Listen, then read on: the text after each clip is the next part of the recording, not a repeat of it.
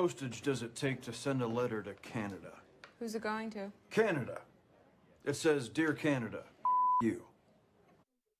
Good morning, good afternoon, and good evening to you, wherever and whenever you are joining us. Welcome to our latest edition of What Caught My Eye, or WCME Sports. I know what you're asking yourself, and the answer is no. These colors don't run. Yeah, I don't have enough American flags on my body right now. There's only several dozen, and it's still not enough. In case you're new to us, I am your host, the coach Nick Vesci, joined as always by the boy Stephen Vesci and the man, What up? Stephen Comlow. Here we go.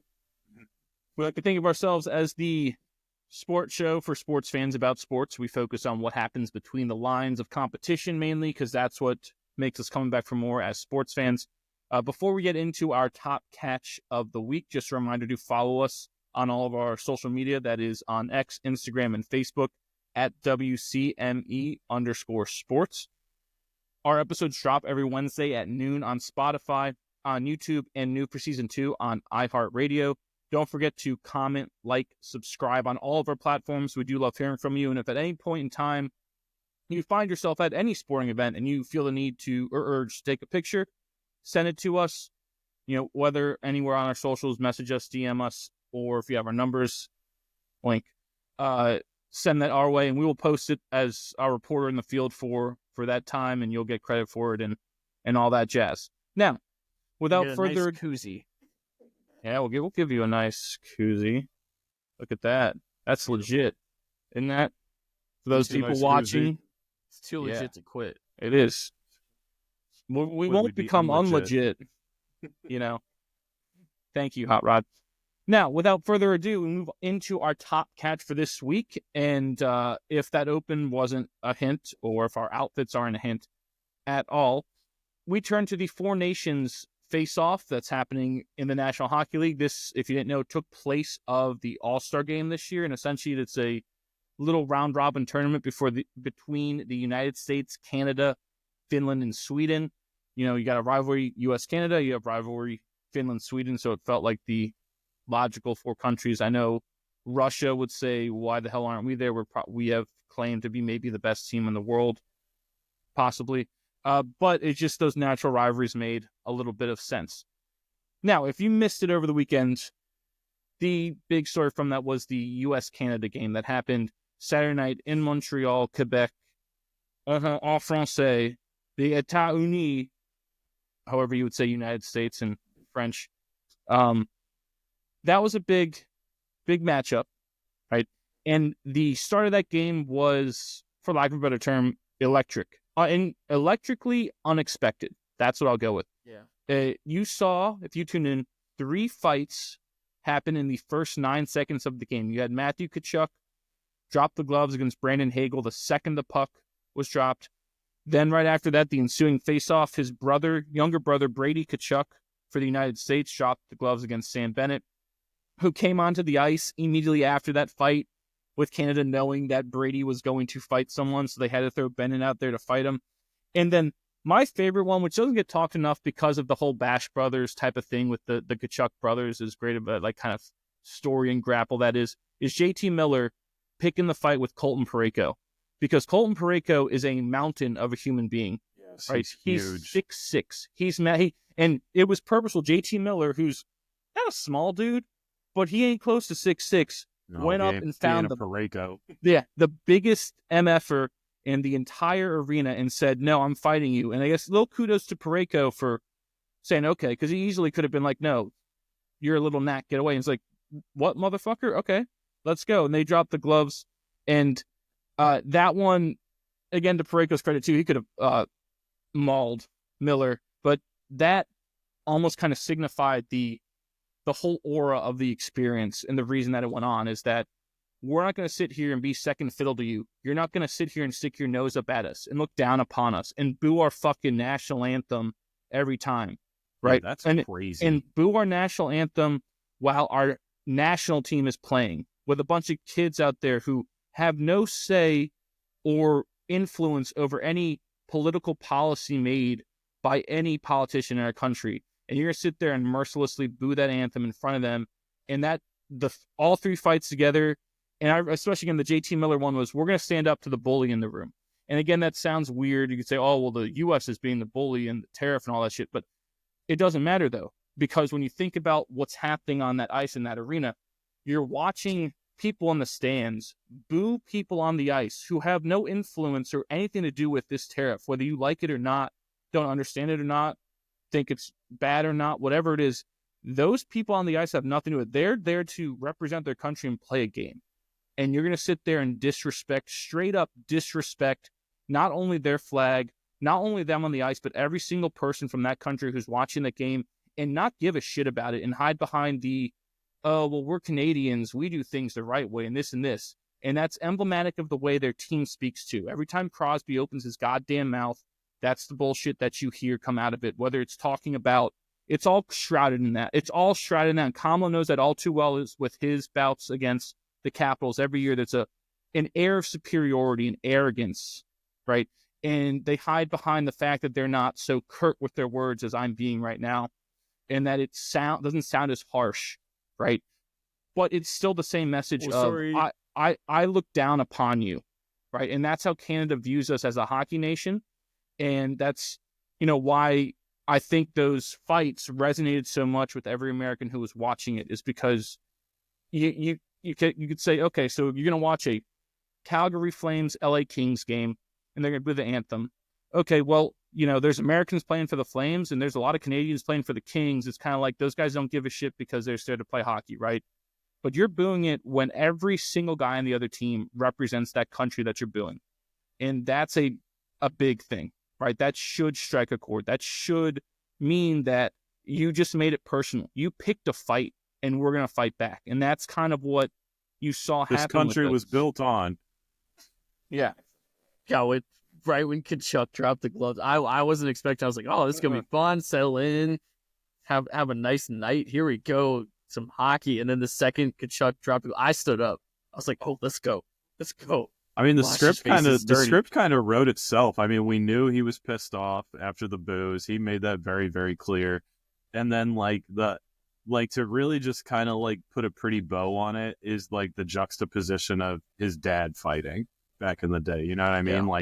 Yeah. He fought in the '96 Olympics, didn't he? That's the World Cup of Hockey. So World Cup of Hockey. Yeah, that was that's an apples, I guess, with both of them that you're just happy fell straight down. There's also, and they've been very vocal too about because they have, I believe, or they qualify for dual citizenship, the Kachucks, because I think their mom is Canadian, and they've been very vocal saying, yeah, no, we're going to play for America. They've been asked before. There's also, I believe it's not a coincidence that Torts is an assistant coach as well. Oh, and I believe he had on his face, it's the most I've ever. He was so proud and happy of what transpired there in those first 10 seconds. I don't know if I've ever seen that man that happy. That did make the icing on the cake as they panned to Tortorella. And, I do believe it was all player driven. I don't think a single coach came up to any of them and said, hey, you should do this. That not all. It's all player driven. And it was all executed well by the players that it kind of stopped there. And okay, the message was sent. Message sent and received. This is how it's going to be. And Tortorella, though, with the cackling almost of how, he would have turned, if he could, he would have turned to the stands and flipped them all off. It was beautiful from him. But yeah, it felt... Like you said, I stood up, I started yelling. My wife was like, what the hell are you doing? I was like, this is the greatest thing I've ever seen. I don't know the last time I was that proud to be American. I truly don't, for anything. Not just a sporting event. Because it's what it represented, right? Because for so long in our country, and I've talked about this with people, we kind of demonize people who do the right thing. The people who work hard, who follow rules, who serve your country, whether it is a public servant or in the military. For whatever reason, we demonize that behavior and we glorify other behavior, negative behaviors, right? And we saw these guys in an exhibition that meant nothing say, we don't care what they want us to do. We don't care what it looks like. we're going to stand up for the people of our country that do the things the right way, that work their asses off, that, want to just watch us play hockey, but have to sit here and hear their country get booed for something they have nothing to do with. And we're going to do the right thing as opposed to the easy thing. And I think that is one reason that it resonated so much too with a lot of people, is you watched a group of guys who, again, they play a sport. We overblow this. Oh, well, they have so much influence. No, we give it influence because of the way we choose to glorify certain acts by certain people who have a screen, right? These guys sat there and said, we don't care about any of that, but we have a responsibility to stand up for our country, because in this juncture, in this arena, there's no one else that can or will. So that was one part of what made it so cool and so amazing.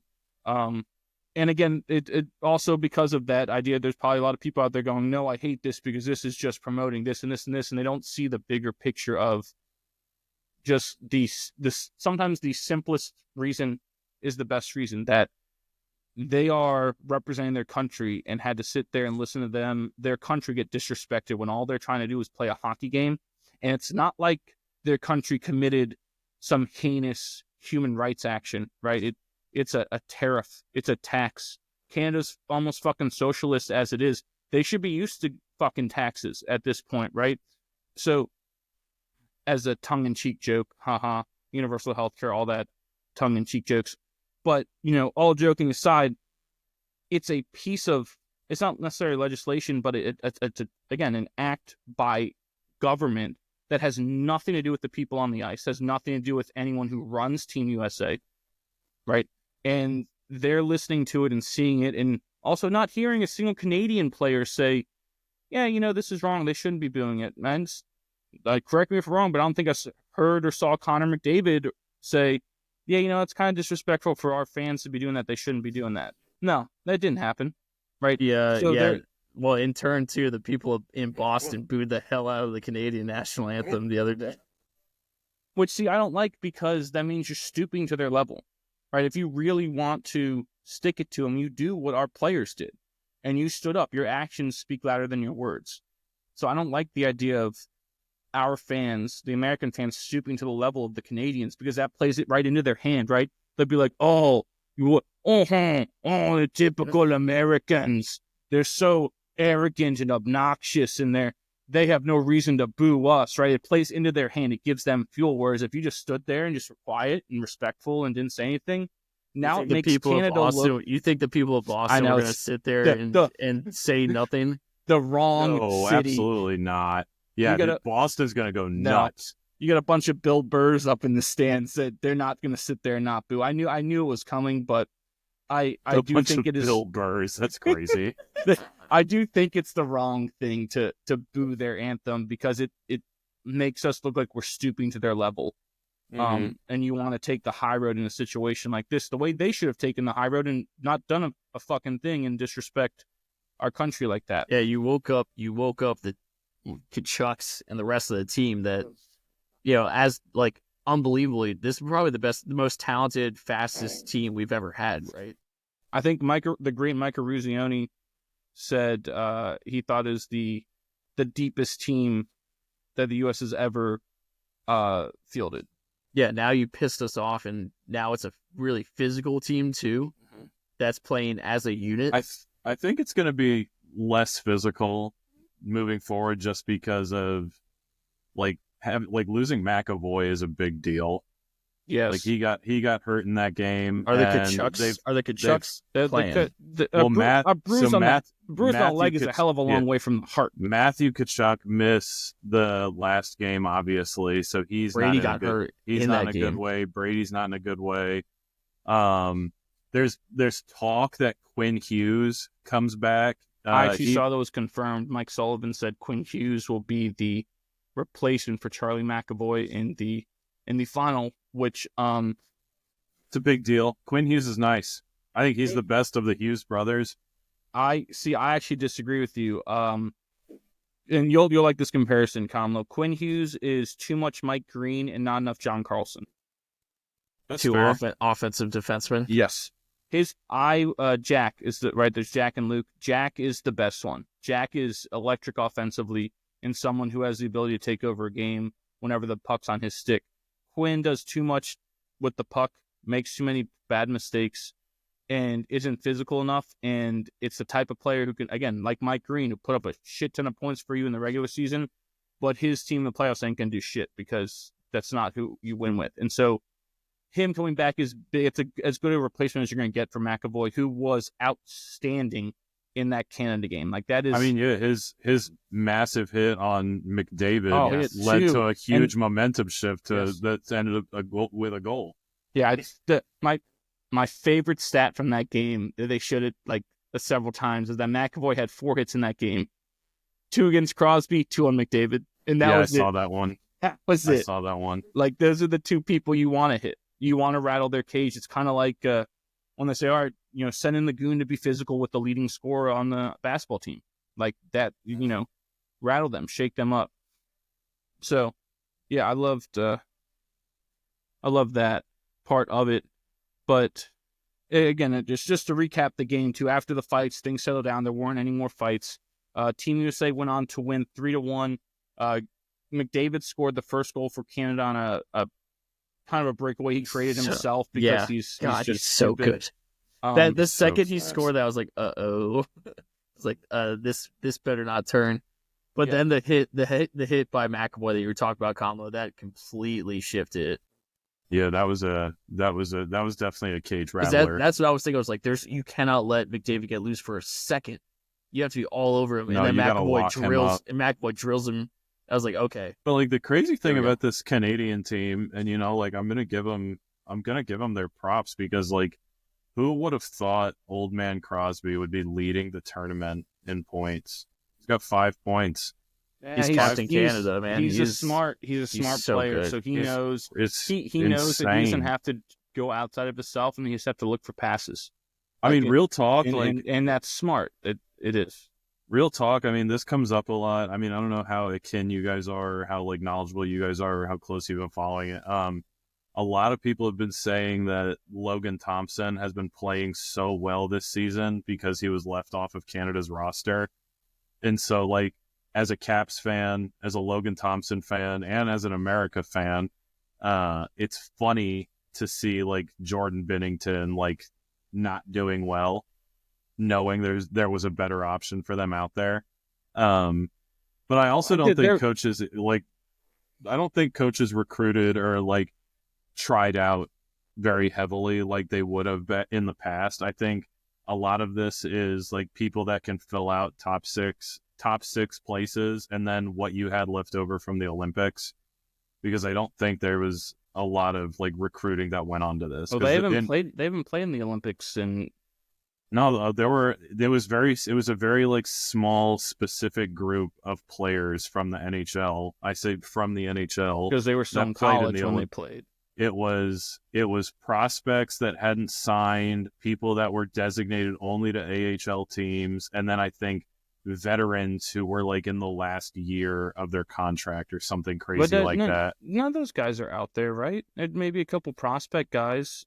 Probably, but I mean, it's the thing, like you said, I think it's more about that they didn't have the ability to hold full tryouts. And Logan Thompson, like you said, is playing as good as anyone in the league. Darcy Kemper is another one. I believe he's Canadian, right? He's playing fantastic. Neither of them are on the roster. Everyone knew going in that the only weak spot on Canada's roster is the goalkeeping situation. And that kind of reared its ugly head in that USA game, because after McDavid scored that goal and McAvoy gets that hit, Jake Gensel comes down for the U.S. and scores what you could characterize as possibly a weak goal to give up by Binnington to tie the game. And then Dylan Larkin in the second period notches that eventual game winner.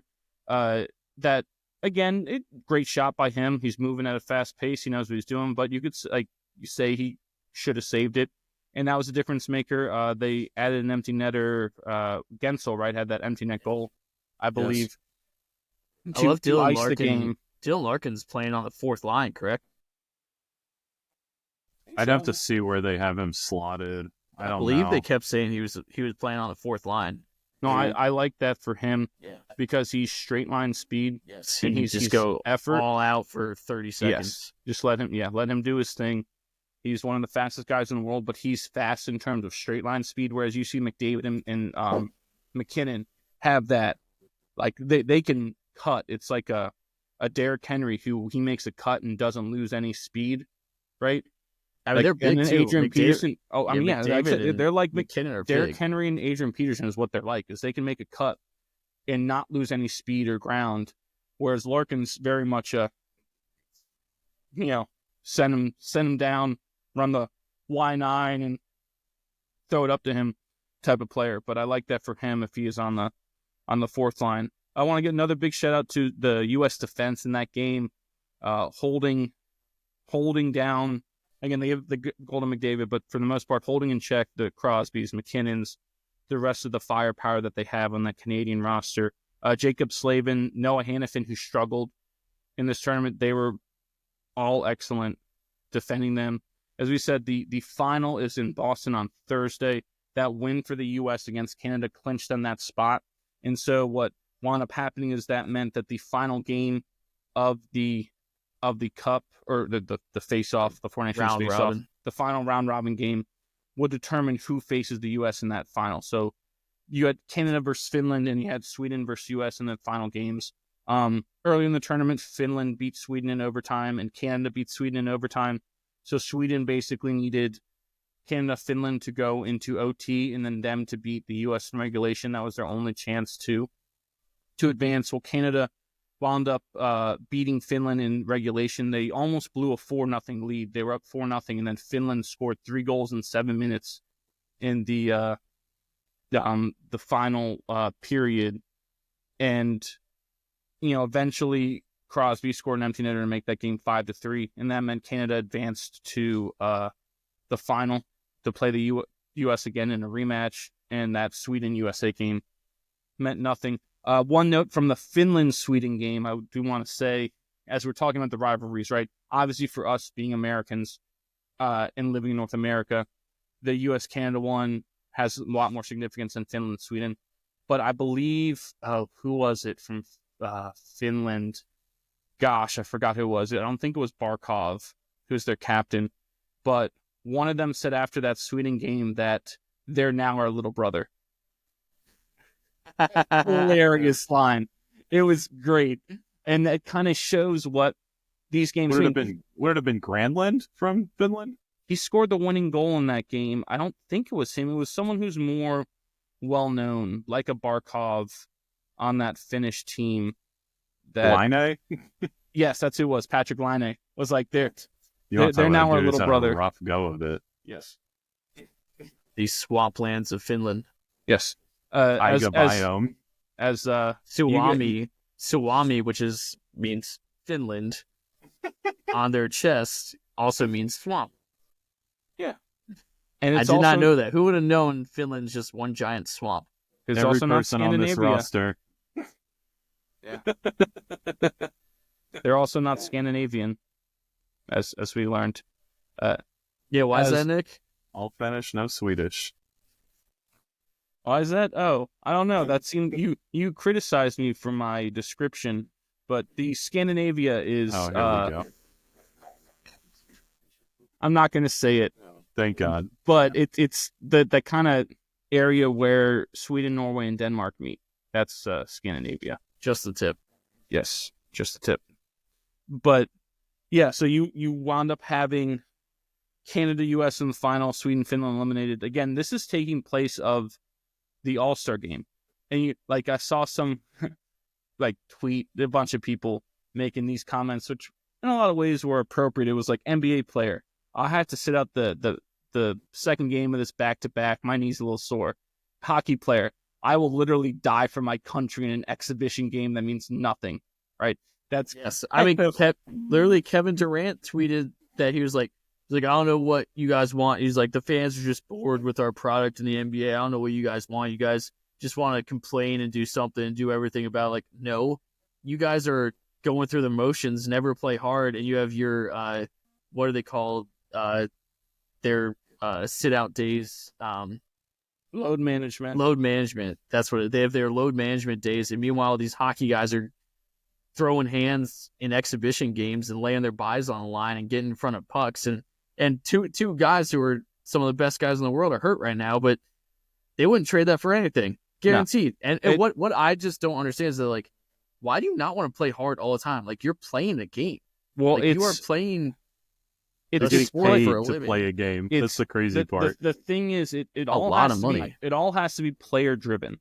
And yes, someone, our soccer expert, actually, Mr. Darius Samuel, brought this up. He was like, we may have ruined basketball by paying these guys too much money, because it's kind of like, I'm making $50 million a year. Why should I care to do this, right? And I think that's on a lot of ways a valid point. I think also these things have to be player driven, right? Like we said, that the dropping gloves, that has to come from the players. That has to be a message, right? And if you want the NBA guys to give a shit about their product, they have to. It has to come from the LeBrons, the KDs. Yes, the leaders have to sit there and say, "We're doing this, and if you don't do this shit, you're gone." Like, Kobe would say that to people. Correct. Yeah, Kobe. Remember Kobe going after MJ? Like, I want, like, his rookie years. Like, I want a piece of MJ, and MJ's like, oh, he's not gonna let him have it. And then that little Laker boy. Yeah, you think AI, Kevin Garnett, Vince Carter, like, those guys would play hard. Nash. They would get in a fight they would do what we saw these hockey players do. Yes, and it was fun. They would get in a fight in an exhition game because you saw the best in the world going at each other, trying to beat the best in the world. That's the issue we have too, is that they don't care about competition anymore, right? The best versus the best. Like, why do you not want to beat the best?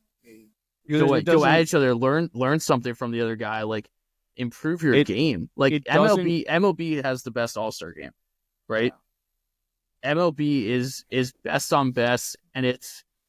Meanwhile, our ad for the Virginia Humane Society over there is going on in Kamlow's. I don't know what's going on with that dog tonight, man. He just is all about me. He's been trying to climb up on me since we started. Yeah. I texted Tess and told her to get him. But no, he's never like that. It does come back to that, what do you want your product to be? And as players, you have to determine that. And right now, remember when Sean Taylor ran through a punter? Ryan Norman on a fake punt killed him. He went through his chest. Annihilated him. This poor bastard of a punter. But do you think Sean Taylor cared? No, he wanted to win the game. This is football. The crazy thing about this, like, and we can call it an exhibition all we want, but, like, it is absolutely not an exhibition. But the crazy thing about it is that, like, these guys are they're just putting it all out there. They're fighting. These guys are playing harder like than Stanley Cup final. They're playing harder than any regular season game we've seen so far, rivalries included. Yeah, it feels like Caps Penguins doesn't go this hard. Bruins Canadiens doesn't go this hard. Like, this is nuts. Now, I do have a question for you. If the NBA were to adopt the same format and do a 4-team round robin of USA, Canada, France, and let's just say Germany or Spain, take your pick, right? Because those are probably the same kind of thing, right? You have that regional rivalry of the U.S. Canada, and you have to have France because they're the next best team, I think, in the world. Yes. And whoever they might consider their rival, Spain or Germany, again, you could take your pick. Would you see? You may not see the same intensity because, again, it's still different sports, right? Cultural difference. But would you see a lot more intensity? Would you see guys playing hard, not Steph Curry pulling up from half court to chuck a shot, right, in the middle of the game? You would see these guys wanting to win. You would see the U.S. guys. Yeah, I believe you would. I don't want to lose because we're America. We should never lose to France. And that you would still, even if, like, the LeBrons and the Steph Currys opted out of it, right, and said, we make $60 million a year, we don't want to risk it. Whoever they threw in there for that U.S. team is going to play hard. Yeah, I would agree. I would agree. I think if you take those guys that are, like, already secured their bag, like, I think if you take, like, and not to, like, throw any shade at them, but I think if you took the LeBrons and the Stephs and the KDs out of it, and you put, like, some, like, middle tiered guys in, or Austin Reeves. Yeah, like something like that, or Like a maybe you Tyrese go Halliburton. or you go or you go like straight rookies that go like a Dalton Connect and like all those. But they- like types of people, but, like, Jalen. my thing is like, What's is his it? face? They wouldn't I be good enough to win, though. They would I not think it beat would. France, and that would be bad. And Correct. those That's true. those guys would sit there and say, "Well, no." You would hope the LeBrons of the world would go, "Well, we can't have this. We can't have us lose to France," and they would want to be in it. That's kind of what we saw in the Olympics. They all joined that team because that message was player driven and said, "We want to win this Olympics. We are going to win it." I also think that kind of plays a reason why this hockey tournament is going so ridiculously crazy is because none of these guys got a chance to play for a gold medal last Olympics, right? One was several Olympics. I mean, like if we went through It was Sochi, if we went through the list, 2014, yeah, is the last Olympics. if we went through the list of people that are on these rosters who either had a chance to get a medal or have won a medal, I think we could probably count it on one hand. I mean, I think it's Crosby and Drew Doughty. Yep. And that might be it. I think the only other person maybe is Forsberg. Maybe. He's been around for a minute. Or Eric Carlson. Eric Carlson's Eric Carlson's been around for a minute. Maybe not even Hedman. 2014 was that the last? Probably Hedman. Hedman's. That was yes. the last time. My God. That's the last time you had the best watching it too. national teams in the world. Brad Marchand, maybe. Marchand would be in there. But yeah, I mean, I'm so it glad is a we beat it him. is a very, very. He's not doing any of his usual shit. You know what I mean? But like, he's but so yeah, I agree small with on you. that team, literally. And Yeah, he's not. figuratively. He's got to make the most of his time out there. But yeah, I mean, I also think, Nick, that's why this tournament is going so ridiculously hard, is because I think they're not only like competing for a chance to like honor their country and the crest on the front of it, but I also think that this is them showing why they should be allowed to play in the Olympics. Yeah. Because the competition is that much more watchable. And like, I think they'll do anything in their power to show Gary Bettman that he should sign the papers and let him play. Even though now, I think a strong argument, right? Next year they are. They keep showing those ads during the games of next year's Olympics. You're going to see all these guys, right? I don't know. Yeah, they are, but is it official? Like, I feel like if these guys keep going down injured and end up missing like regular season time, I would imagine Bettman won't let them, because that's his big gripe, is that, you know, you put your Crosbys, your McDavids, your McKinnons, your Ovechkins out there to play in the Olympics. They get hurt outside of the league, and now the NHL is putting an inferior product out when play resumes again 2 weeks later. That's always been Bettman's gripe. Yeah, well, he can gripe all he wants. I mean, pound sand and lick windows. Yeah. It's not what the players want. It's not what the fans want. And isn't that all that matters? I mean, in the Olympics, it's what the country wants, right? Like, we're supposed to be putting our best product out there. I mean, I also like the idea of running a miracle bag and getting a Herb Brooks style team out there. That's what they have. Like, that's what it's been the last couple times. They got their ass kicked because the Ilya Kovalchuks of the world are still out there, and he would still have the ability to score 40 goals in the NHL. Let's be honest. Love Ilya Kovalchuk. Love Ilya Kovalchuk. Yeah. And anything else before we move on from hockey? Do you want to get what's our schedule? You want to give the schedule for the upcoming games? Well, it's just one game, and it's Thursday night at whatever prime time, probably 7-8 o'clock in Boston. From Boston. Get your popcorn ready. Canada and the USA rematch. Round 2. Marbles. Do we anticipate any fights happening? No, it means too much. I don't think so either. I think that message was sent. Again, hockey polices itself as well, too, right? Like, at this point, it's up to message sent, to Canada. message received. If Canada wants to throw down, I think the U.S. will honor the code and answer.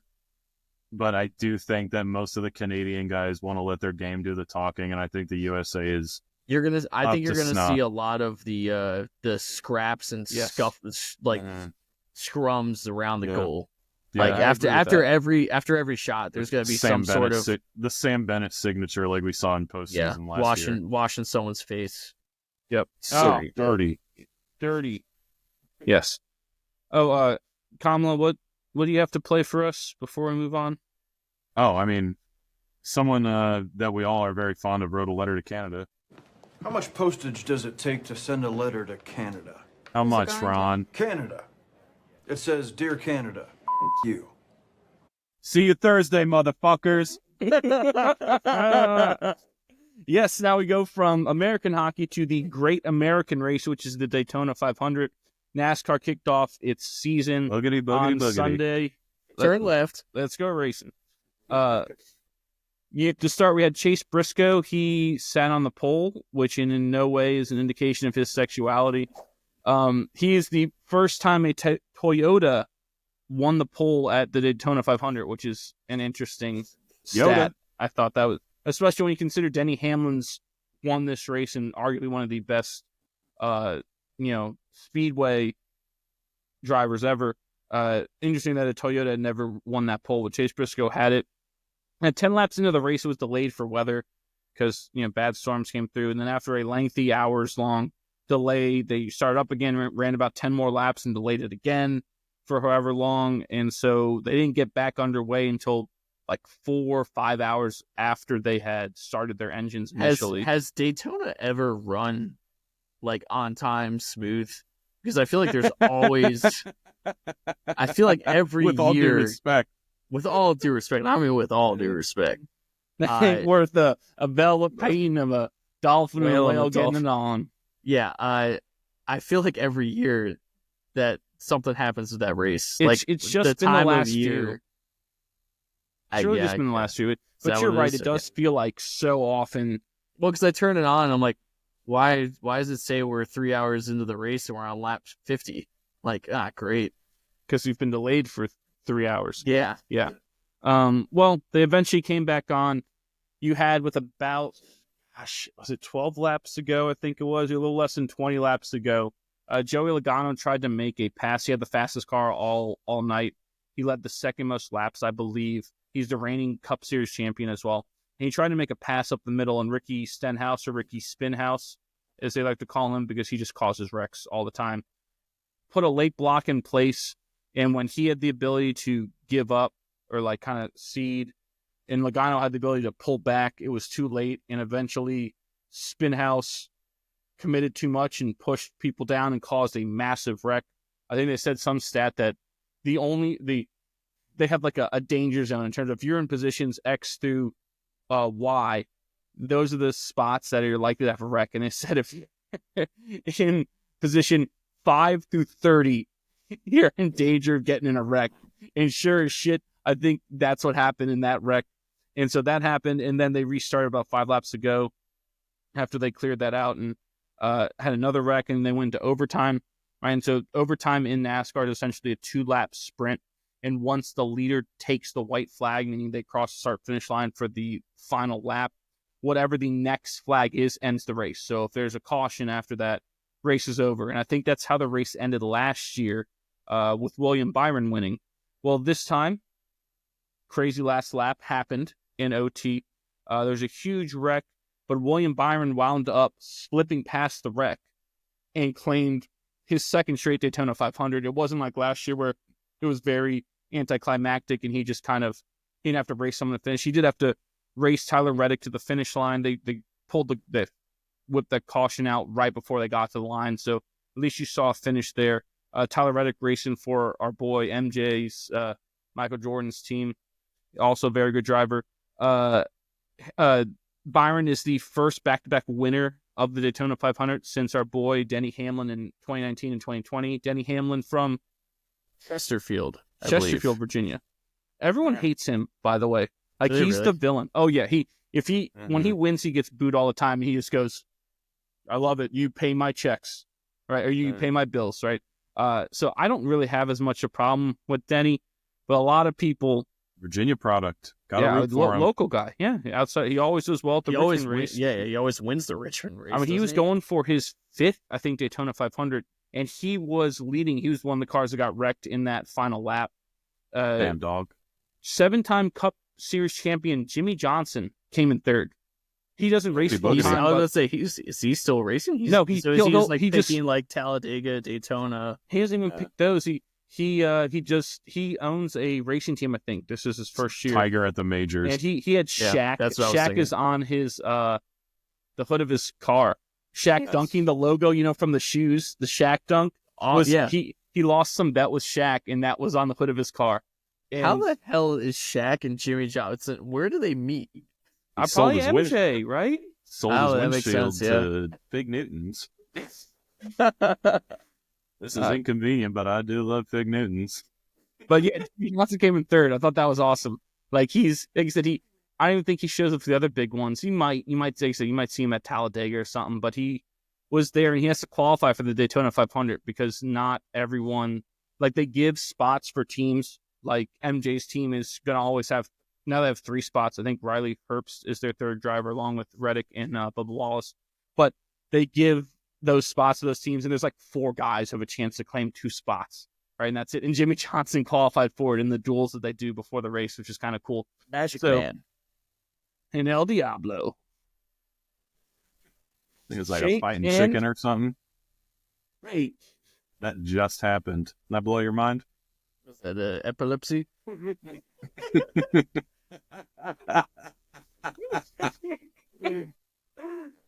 Get the Jack Hawk 9000. I don't understand. What is he doing? It's my Austin Gregory. Why is it on the jukebox? Keep their profiling purposes. I Rusting out told the you. I pep told bullets. you before the show. This segment would just be William Byron won the race, and here's a bunch of Talladega Nights lines. But Yeah, there it is. Don't try to snort these Lucky Charms. did you know his wife in that who whatever her name is, and then she goes on to be Cal Naughton's wife? Brandy, Yes, right? Brandy? she's from Richmond. She went to that- St. Gertrude. Hold on, just give me a second. Give me IMDb. But That's here. Leslie wild. Bibb is her name. That's Went to wild. St. Gertrude, yeah. So we got Love it. 2 Richmond shout-outs in that segment. Love it. Anything else NASCAR and Ricky Bobby wise before we move on? I love really tin pancakes. No. Oh, crepes. Break it, Pepe. Break it, Le Pepe Le Pew. Want to get kicked out of an Applebee's? Pew. Yes. All right, look away. We're about to make animal noises. All right, moving on.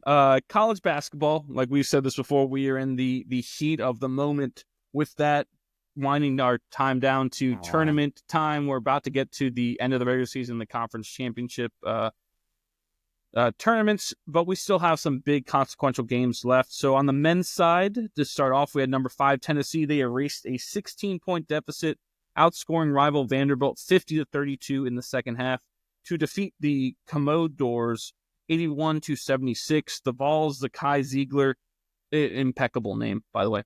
He had 22 points and 8 assists to lead the comeback. He also might be the best point guard in the country. I'm sure Purdue's with Braden Smith, as that was his name on Purdue, would stake claim or try to stake claim to that. But Zakai Ziegler is real good. I take Ziegler. I figured you would. Yeah. Speaking of Purdue, Wisconsin took them down with the Badges shot. Also, with the I don't know if you watched that game at all, but their starting point guard got ejected in the first 5 minutes of that game or something. Really? First 5 to 10 minutes of the He game. got flagrant 2 for an Got flagrant awful 2 call. for so he's coming around a screen, and I don't know, the starting point guard for Wisconsin's not exactly tall, maybe 6'1" and the guy screening him's a big, like 6'10", and he is trying to work around and also go for the ball because the ball is out just a little bit, try to get it. Accidentally drills the dude in the nuts. Yeah. They reviewed it, and I'm like, okay, he definitely didn't mean to do that. He wasn't trying to just throw a shot in there. He didn't move his elbow to do that. He was going for the ball, and the guy's just huge. It just happened to work out that way. Flagrant. That's an automatic flagrant 2 ejection. He's like, I didn't try to do this. You ejected him for that? If that game is in Madison, I don't think he gets ejected, which is one of the reasons why I have issues with some of these officials. We talked about that for a long I don't time. understand how they booted him for doing that. Here's the issue. We've filled the officials' heads with too much. We're asking them to do too much. We're asking them to interpret too much. Right there, instead of just focusing on the call, they have to like think about in the back of their head, how am I going to get evaluated by? How am I going to get evaluated by my superiors? Right, and so looking at this and trying to, and basically they wind up having paralysis from analysis. And like you said, a play that looks innocuous and wouldn't have raised eyebrows 10 years ago. If you want to they rule it this because they don't want to get themselves in trouble. That's right? the issue. Yeah, that's part of the problem. But there's also like, if you want to say flagrant one because like he hit him in the nuts, and it's like he doesn't look like he's meaning to, but he hit him in the nuts. Like to eject the guy for it is the issue I had. Yeah, I had an issue going straight to flagrant 2 as well because I mean, all three of us grew up playing basketball, and we kept playing to varying degrees of competition. But it's like in every sport, you're going to have bang bang plays, and like to give a guy a straight flagrant 2 for the like incidental contact that happens because of a play that's designed to create incidental contact, right? We can agree that a screen on the ball is designed. There's going to be this designed to have contact there. Well, like Peyton would say, it's a rub. It's not a pick. It's a rub. And you have like the starting center setting the screen on the point guard. There's going to be a huge height differential as it is. Like Nick, I think paralysis by analysis is spot on because they reviewed it for a minute. It was a while. And it was almost like they were like, we have to do something. Yeah. We've been standing here for so long. Everyone's rowdy. They're expecting us to do something. West Lafayette. Yes, we need to do something here. And I mean, it was made the wrong call. Absolute wrong call. It sounds similar to the Texas Tech Houston game from last week, the week before, where you saw the kid get ejected. The kick, the accidental kick. And it's just, we're asking them to do too much because it's like, well, how much is this accidental? Like, you're asking this ref to interpret that. And like that dude was trying to just make a pass. He's just trying to make a pass. And his body going like this. Because if had a reflex. I feel like these refs need to play. That's the issue. Play the sport at a better level or something. Because if anybody that's played the sport at a decent level knows that you need to use your body, that's just the natural way your body's going to move. Yes, to do it. Like that's got to be a huge issue. You took the words right out of my mouth. It's like having all those nerds in the front office of baseball make every decision. Like you don't understand certain things. You have to have a mix. And that seemed to me like a call made by people who didn't play sports. Like don't understand that if you showed that to someone off the street of like what should happen, here's the rule. This is what should happen here. They would have said to eject that kid from Texas Tech, even though us who played sports go, well, hold on a minute. Like, we've seen other people take legitimate, purposeful cheap shots. Like, I think you're seeing some of these things happen because of Grayson Allen and the Grayson Allens of the world, where they got away with taking cheap shots at people. He did. Grayson Allen got. Yes, he did. He deserved to be suspended a lot when he was in college. He deserved Gitmo. That's what he deserved. That piece of shit. He did. He deserved Grayson Allen. He deserved that, but you saw that because the rules were the way they were when he was playing, that he didn't get tossed from those games or didn't get what the punishment. So I think you saw these rules get implemented where they upped the severity of these things and forced the refs to interpret it and have been in their ear, but interpreting it this way, almost on the side of caution of throwing them out because you don't want another Grayson Allen incident or incidents as he so flagrantly exhibited. But I would say these are results of that. Not to derail you from it's his fault. Great Wisconsin-Purdue matchup, but I felt that needed to be said. Yes. No, I think you're spot on, right? That's a season-defining win for them too. Yeah. So back to the action. There's Wisconsin. They wound up shooting an absurd 72% from the field in the second half. 72%. That means they made almost 3/4 of every shot they took in the second half. Yeah. And the number 16 Badgers took down the number 7 Purdue Boilermakers 94-84 in West Lafayette. As you said, the Badgers, John Tanji led all scorers with 32 points, including 22 in the second half. Biggest thing for Wisconsin this year was having AJ Storr transfer out. I don't know if you ever I know he's on Kansas right now. He's on, and look at what Kansas is doing. Kansas is mediocre right now. They'll be Part a of the- four part of seed, the saying five he's a seed. lock. He's saying he's a locker room killer.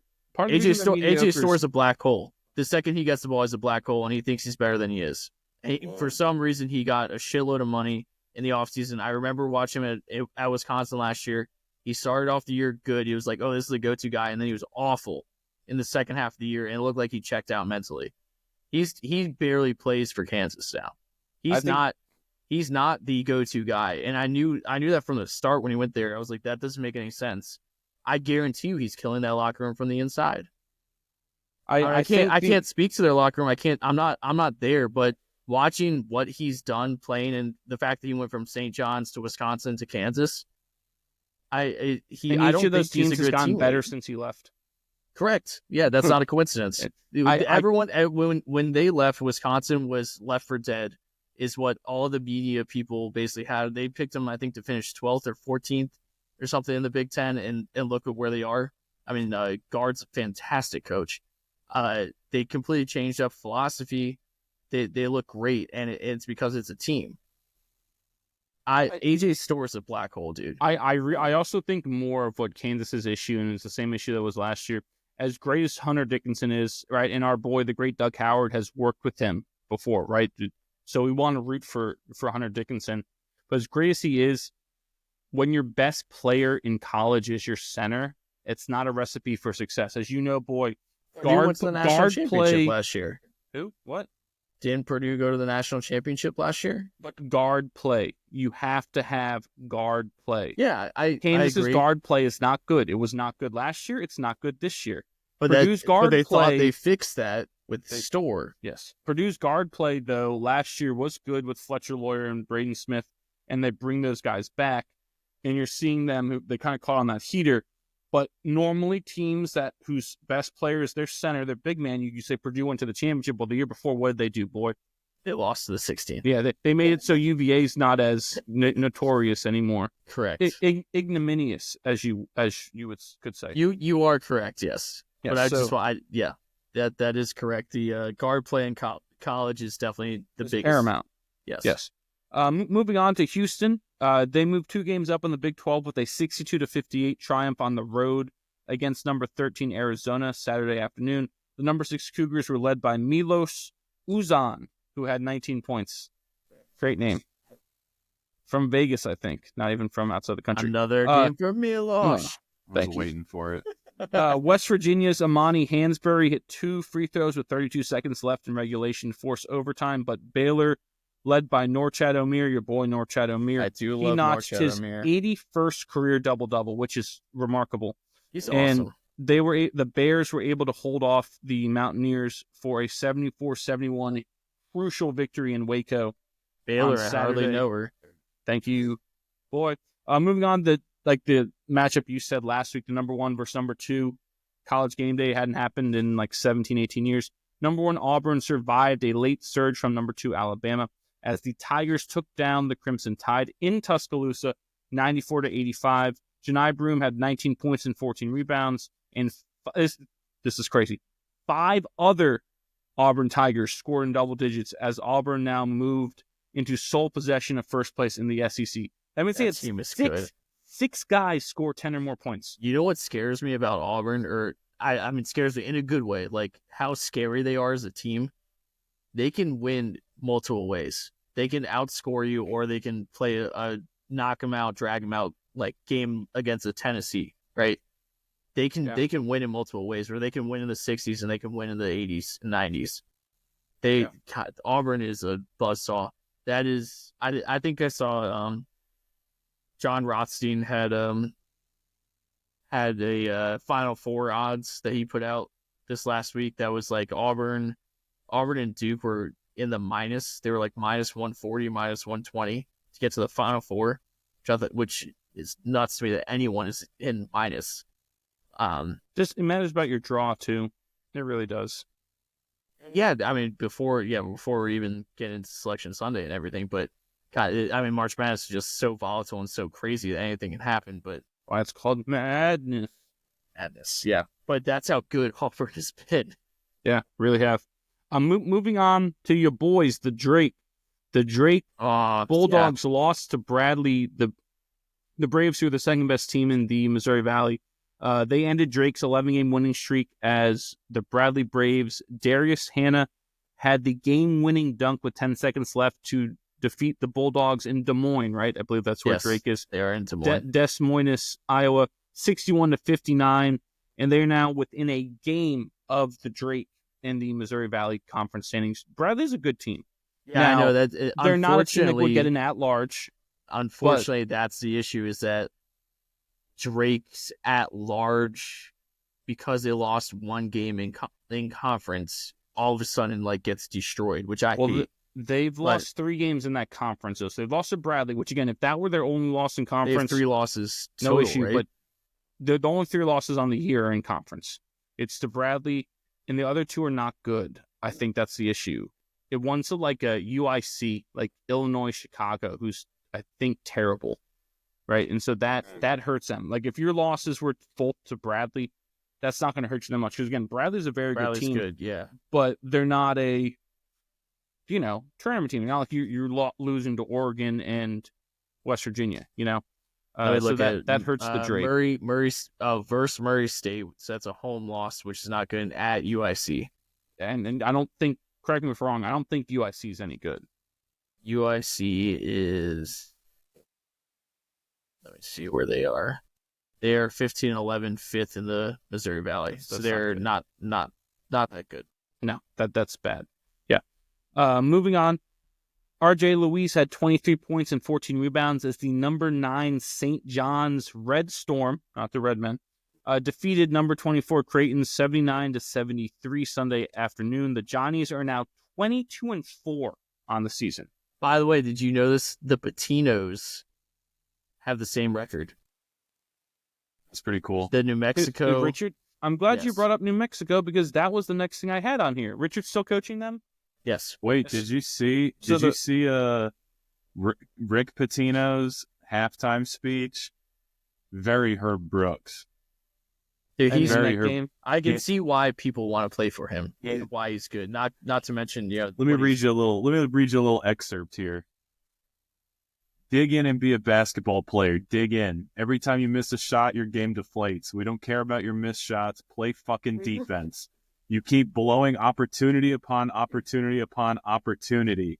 You're like children with bad things happening. Instead of digging in and being tougher, you wilt. Where's your fucking toughness? Where have you guys been raised that you're so weak mentally that you just fucking give up when something doesn't go right for you? Don't you know this game is all about adversity? That's the fucking game of life, not the game of basketball. You don't fucking get down when things go wrong. You dig in and get tougher. And then Pitino's son, Richard, head coach of New Mexico, joked on X that the speech, quote, gave him PTSD of the time he didn't make his bed. Yes. Oh, it's so good. So, That's speaking of fantastic. the fighting Richard Pitino's, down by double digits in the second half, the fighting Richard Pitino New Mexico Lobos. Are we sure he's the coach, by the way? Please look that up. I will. Yeah, New York Post has him as the head coach of New Mexico. The New Mexico Lobos righted the ship and defeated Utah State 82-79 behind True Washington's 25 points and Donovan Dent's 23. The Lobos, as you said, boy, or the fighting younger Patinos, are 22-4 on the year, same record as the Johnnies, and they ran their win streak to 8 games. They're now 2 games up on the Utah State Aggies, who are also 22-4 in the Mountain West Conference standings. Those are 2 tournament teams. I don't know if both will get in if they lose their conference tournament. What do you mean? St. John's is in? No. Utah State and New Mexico. Oh, sorry. I thought you were talking about. Sorry. Yeah, no, Utah State, Richard Mexico. Patinos. Yes, the Mountain. Let me look at the Mountain West here for a second. Those are the 2 teams. Outside them, you have San Diego State, and other than that, that conference sucks. Then that's tough to get to. They didn't get to last year, did they? Yeah, they've gotten plenty every year the last like 3 years. Oh, that's right. They used to We've use the net. we've overrated Because of the net, and they stopped using the net because they realized it as a bullshit system. Because the Mountain West was getting like, you look at the net standings, you'd be like, Mountain West has 7 teams in the top 30, and it's like, no, only 2 of those teams are any good. Correct. Just when you squeak out a win against one, you go up here. Like, it basically was a compounding system. But yeah, I would think they should get those. New Mexico, Utah State, and San Diego State are 3 tournament teams. But outside of that, garbage. Anything else men's basketball-wise before we move on to women? All right, that's going to take us to our Mimosa Minute this week, brought to you, as always, by Maine & Co., the creators of the modern mimosa. Visit them at mainsip.com. That's MAYNESIP.com. And follow them on Instagram at maine.co. Again, MAYNE.co. Maine & Co. championing women's athletics since 2020. We're going to start off in SoCal. The number 6 USC Trojans ended rival UCLA's 23-game winning streak as USC defeated the number 1 Bruins 71-60 behind superstar Juju Watkins, 38 points, 11 rebounds, and 5 assists Thursday night. A big bounce-back game from Juju. Their big marquee matchup before when they were playing Ohio State, she looked lost and out of place, and they won on the strength of the rest of their team. So that win actually told me more than this win, that if you can win a game when your best player by far struggles mightily, and then you see her show up here and this is how you can win any game, that's a dangerous team, USC. UConn, the Huskies handed South Carolina its first home loss since 2020, a span of 71 games, as the number 7 Huskies routed the number 4 Gamecocks 87-58 Sunday afternoon. No idea what happened there. No, it's the second largest loss, I think, in the Dawn Staley era. The largest since 2008. Right? Like, think about how long. Like, some of these kids are barely born in 2008. Right?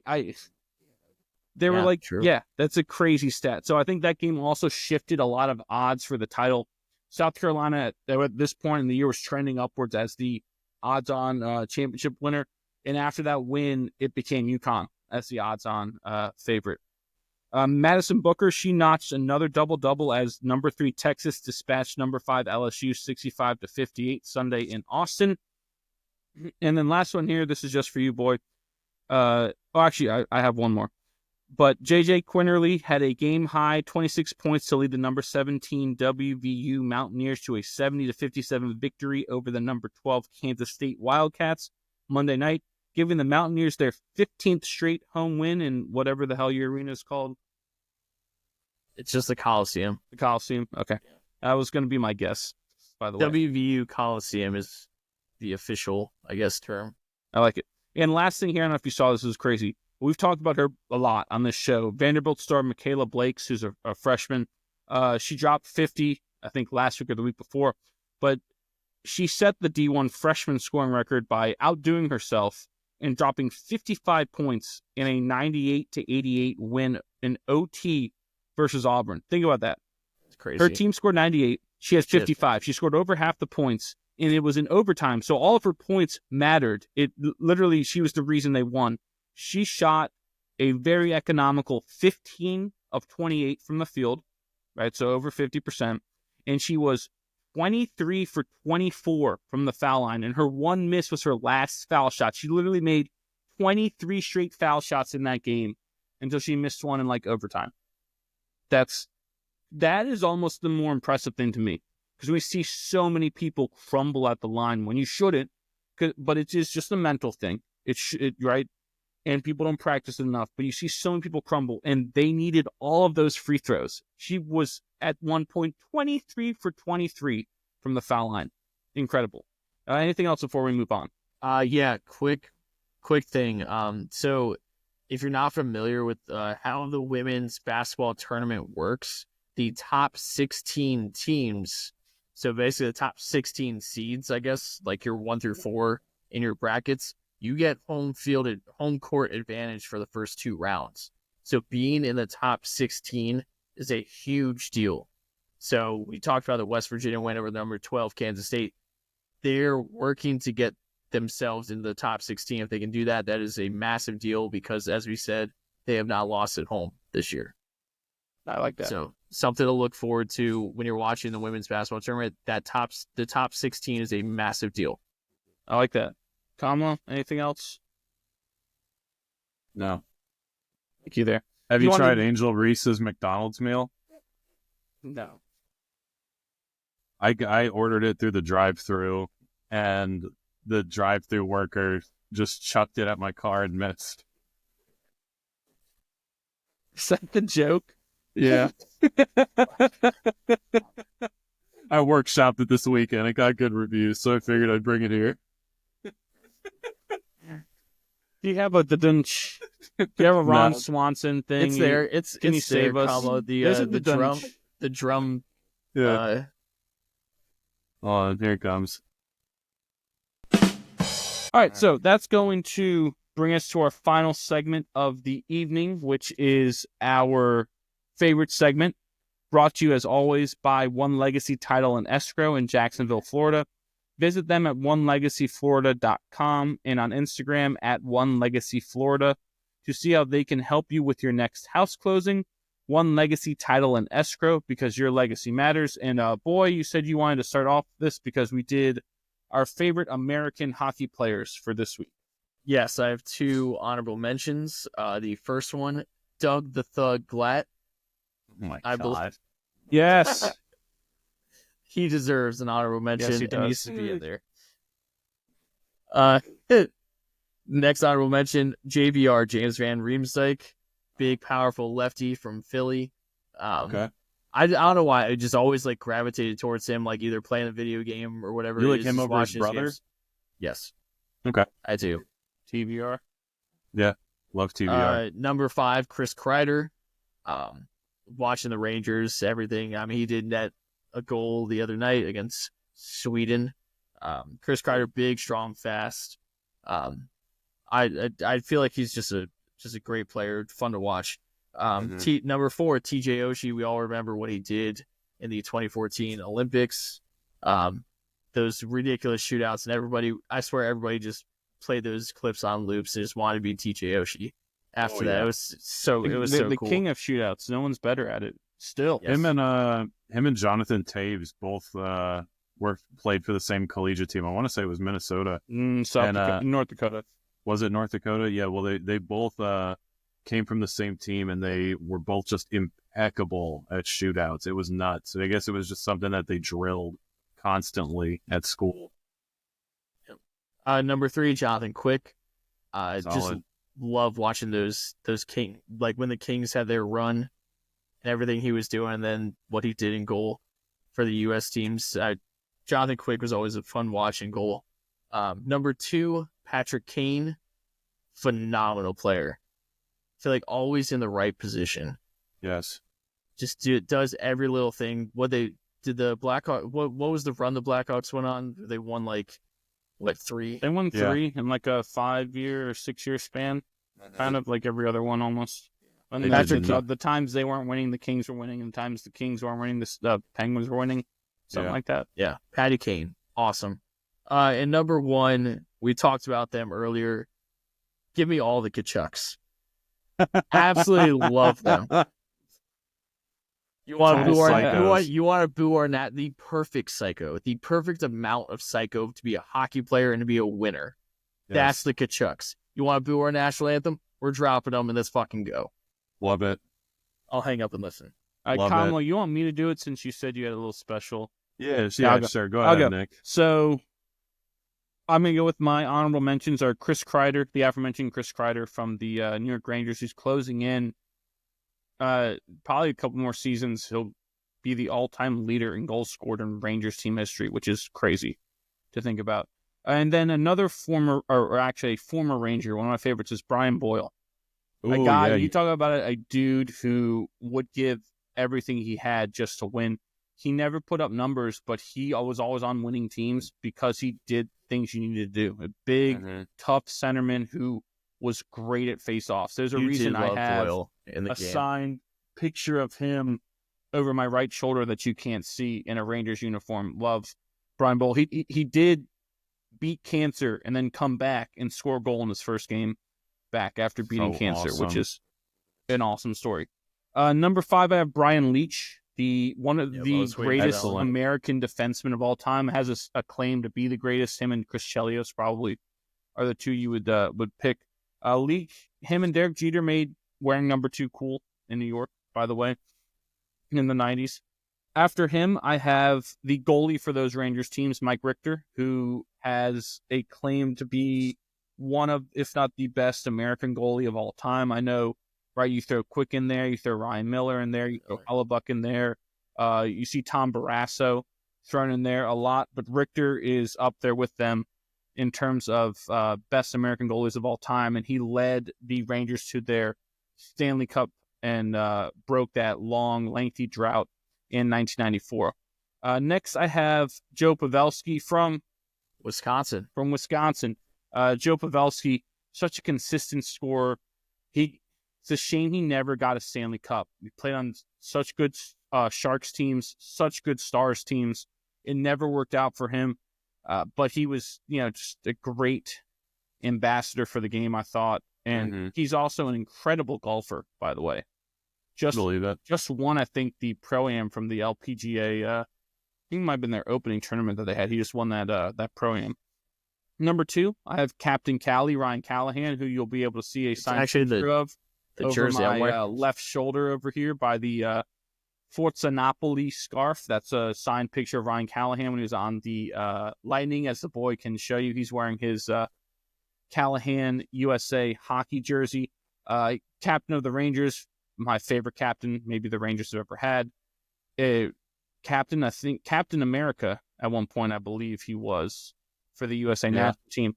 You talk about grinder is a term they use in hockey. He is a grinder in every sense of the word. He's not big, he's not strong, he's not fast, he's not agile, doesn't have a great shot, but he's a hockey player. He does what you need to do to win. And again, there's a reason that the teams he was on, New York and Tampa, won every time he was there with them. So Captain Cali, number 2. And number 1, Jeremy Roenick. I knew that was Roenick going. is awesome. I knew that was going. Long overdue for him to get into the Hockey Hall of Fame. Love some JR. The Phoenix Coyotes uniforms with him. I think Kachuk Keith was on that team too. I believe so. And Nikolai Khabibulin or Habibulin. Habibulin. In net for them. You haven't heard that story? I think it's a DP story that he called, was running the Sports Center when he made his debut, and no one gave him a pronunciation guide, and he called the whole highlight as Khabibulin with the C. Oh. And found out later, like, oh, come on, guys. But yes, Jeremy Roenick, I want to say does he have the most goals ever as an American? If it's him or like Mike Modano Brett Hull, I think does. Brett Hull would have more. Yeah. Modano, I believe, has the most points. Yeah. But JR is up there for both of those. Long overdue. Finally, good for him that he got the call to the Hall. I'll hang up and listen, Kamlo. So I'm honored to go last tonight because I honestly just had such a fun time with this that I ended up making an All-American roster. So we'll get into that here in a minute, but I'll take you through my top 5. So I have 2 honorable mentions. 1, Ryan Miller. Excellent goalie who put up just absurd numbers. And I think one of the most absurd ones is that there were seasons where he was playing 60 plus games a season in goal, which is nuts. He just Buffalo, nowadays. right? Yes, he wasted away in Buffalo, which is sad. But I mean, you can't hold it against him. I mean, he's an American goalie. Love him. I've always been a Ryan Miller fan. Led us to that Olympic gold medal match. Yes, he did. 100%. Put the team on his back in every sense of the word. Yes. You did not want to be coming down the ice with Ryan Miller between the pipes. The dude was just a stonewall savage. My second honorable mention, a guy that I don't think gets talked about a lot. I'm going to go with Pat LaFontaine. Yes. Over 1,000 points in just over 800 games. And he's a guy who battled concussions his entire career. I don't think he gets talked about enough, so I had to throw him in there at honorable mention. Number 5, I'm going to go with Mike Modano. I think it's a guy who needs no introduction. Awesome guy. I think he's also isn't he also the guy who the Stars signed to a one-day contract so he could retire, a Dallas Star? I think that was him. I'd have to double check, but yeah, Mike Modano in the 5 slot. I don't think Modano played for anyone else. No, I don't remember. He might have. I don't know. I thought he was like the guy who came when the North Stars went from Minnesota to Dallas. He played 1 year with the Red Wings. That might have been it. But he is Mr. Star. Like, he was the face of the team when they went from Minnesota to Dallas, played the rest of his career in Dallas, led them to that Stanley Cup over Buffalo, him and Brett Hull. Mm-hmm. I remember I would always play as the Stars in NHL 99 for the N64. It was awesome. Anyways, I digress. Number 4, Patrick Kane. Kaner, just a consistent point producer, consistent goal scorer. And, he's fun to watch. He's fun to watch. He's a guy who benefited greatly last season from, a relocation. I've thoroughly enjoyed watching the resurgence of Patrick Kane. It's almost like he was starting to waste away in Chicago because, during the years where Chicago and the Kings and the Penguins were so dominant, Chicago the Blackhawks took like a Bulls mentality where it was like, we have a right to defend what's ours, and didn't really young up their roster at all. I mean, we saw the same guys coming out year after year after year, and I think Kaner was starting to struggle. Jonathan Taves was also a guy who was starting to struggle, but Kane's awesome. Number 3, I'm going to go with John Carlson, defenseman. That's another guy who is a strong Mr. America. Extremely underrated. I mean, yes. Criminally underrated. Yes. He's a Hall of Famer in my opinion. He won a title with the U.S. Juniors, I believe, right before he came and just slotted himself as the top 2 defenders for Washington. I mean, he's criminally underrated. He's a guy who, he can see what the team needs. He can quarterback a power play. He can quarterback a penalty kill. You plug and play. He'll go wherever you need him to go. John Carlson, number 3. Number 2, I'm with both of you guys. I'm going Johnny Quick. Loved watching him play in LA. He's again another big reason why they were dominant for so long, because they had just a solid netminder, Vezina Trophy winner, gold medalist. I mean, you name it, he's got it. And then number 1, I'm going with Mr. America. I'm going the defeater of the Russian resurgence. I'm going with TJ Oshie. Not just because of that. I mean, I think that's where TJ Oshie got his notoriety from, was the 2014 Olympics with the shootouts, and just the pure artistry he was doing in the shootouts. But I mean, everything TJ Oshie everything he does is amazing. He helped Washington win their first cup. He was awesome back when he was playing in St. Louis. He's an Olympian. He's incredible. And now that he's been on the long-term IR for the last year and a half, he's been doing a lot of work with companies who help make and produce these wrist guards and neck guards to help prevent, blade cuts in these vital areas. And so he's been doing a lot of ambassadorship for those guys, which, what better way he's a family man, he's got a wife, he's got kids, and he's spending a lot of his free time when he's not rehabbing and, being a dad and being a husband, trying to keep the game alive and keep players safer. I mean, I love it. I love everything about TJ Oshie. It's why he's my number 1 pick.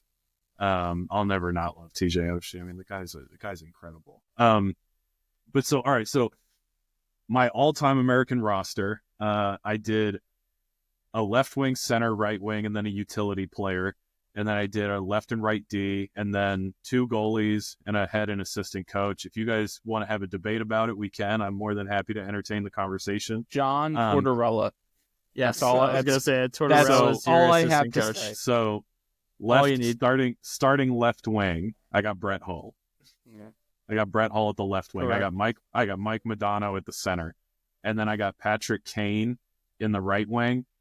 And then this is where I think a conversation. I have TJ Oshie as the utility player, but I think a lot of people would lean like Phil Kessel just because of the Iron Man streak and the number of cups that guy's won. I don't know. There's some other guys who I'd rather put a Kachuk. or Ronick, right? They're Hall of Famers. Bill Guerin, Doug Wade. Give me a psycho. Give me a You want a psycho? That's fair. Give me Ronick or a Kachuk. Wild card. Phil Kessel's downing blocks of cheese and hot dogs in between Sure, periods. Phil Kessel is a that's great. a psycho. I do love Phil Kessel. He's also supremely delusional, but whatever. No, I understand your need for a psycho, and Nick, I know you love the grinder role, so I know you're looking for a bruiser to be there in the utility position. Yeah, Nick, I think you would probably want like a Brian Boyle in that position. yeah, but I'm also looking for more goal scoring. Like That's fair. so I mean, you Phil got Brett Kessel Hull fits and Mike that. Modano there. But yeah, you can never have too many goals. Yeah. So like I said, maybe a Kachuk, a Doug Wade, a Billy Guerin. I like Guerin in that spot. That's someone I would entertain there. Defense, I got Chris Chelios, right D. I got John Carlson, left D. I think Chelios, by the way, from Wisconsin. Thank you. Yes. there you go. Goalies, I mean, it's both the goalies that we've talked about. I got Ryan Miller and Johnny Quick going. I got Jonathan Quick starting, Ryan Miller backing him up. So it's interesting that you don't have Hellebuck because a lot of the Ryan Millers and Johnny Quicks of the world are starting to say that Hellebuck is the greatest American goalie of all time. I need more.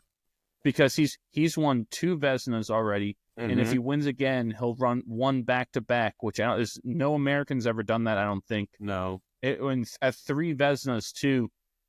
He's in the conversation. I just thought maybe it was a little disrespectful to pick him over these 2, right? If you're taking 2 goalies, I pick these 2. I think Hellebuck is definitely in the conversation. I though, think 100%. what hurts him the most is that he's played his entire career in Winnipeg.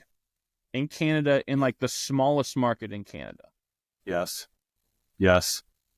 Former Atlanta Thrashers. Oh, yeah. Bring him back. All right, so then coaches. Assistant coach, John Tortorella. Head coach, Herb Brooks. Give me Herb. Done. Yeah. I need Herb. Great I gotta have moments Herb. You want a psycho? From great opportunity. You want a psycho? Give me Herb. Is there too much psycho now? Yeah, we took a big left turn. Wait, so we may have gone too far. No, never. Come on, No. we're all trying out here. You shut your mouth. Worry about your own game. There's enough there to keep you busy. Nobody's quitting there. The name on the front is a hell of a lot more important than the name on the back. Why would you see Ruzioni was doing the introduction for ESPN, and that was the tagline that kept coming up. Beautiful. When they were looking at the jerseys, loved it. Yeah. I love it. Thank you, Anyways, Kamla. those are my lists. Thank you. That was a fun one. I had a lot of fun with that one. Yes. Happy for that. Just a reminder before we wrap up, be on the lookout for our content-specific shows. We have a hockey one coming up soon. What Caught My Eye Hockey. Our WCME basketball first show with the great Doug Howard just dropped. You have WCME golf with Nathan Bursack coming. WCME soccer is in the works with our aforementioned boy, Darius Samuel. So be on the lookout for those shows as they'll be coming your way shortly on our platforms. As we said before, you can find all of our episodes on Spotify, YouTube, and iHeartRadio.